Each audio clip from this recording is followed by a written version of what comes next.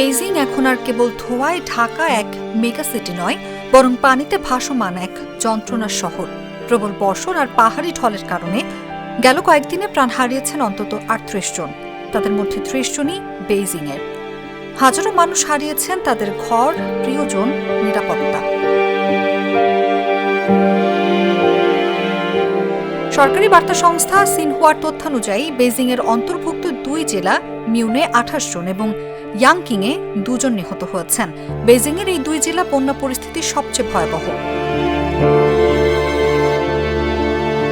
১৩০টিরও বেশি গ্রাম বিদ্যুৎহীন, ১০০ কিলোমিটার সড়ক ধ্বংস প্রায়।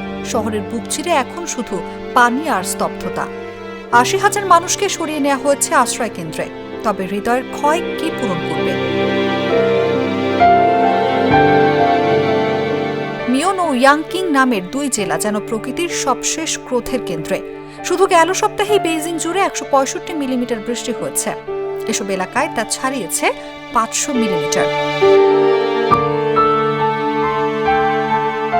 চীনের আবহাওয়া অফিস বলছে আপাতত ঝড় কমলেও বিপদ একেবারে কাটেনি। এই পরিস্থিতি মোকাবিলা করতে চীনের প্রেসিডেন্ট শি জিনপিং সর্বাত্মক অনুসন্ধান ও উদ্ধার তৎপরতা করছেন। চীনের রাষ্ট্রায়ত্ত টেলিভিশন চ্যানেল সিসিটিভি নিউজ জানায়, সড়ক, বিদ্যুৎ পরিষেবা স্বাভাবিক করতে ইতিমধ্যেই প্রায় ৫৫ কোটি ইউয়ান তহবিল ঘোষণা করেছে জিনপিং এর নেতৃত্বাধীন কেন্দ্রীয় সরকার। এই নগরের প্রতিটি দেয়াল যেন কাঁদছে।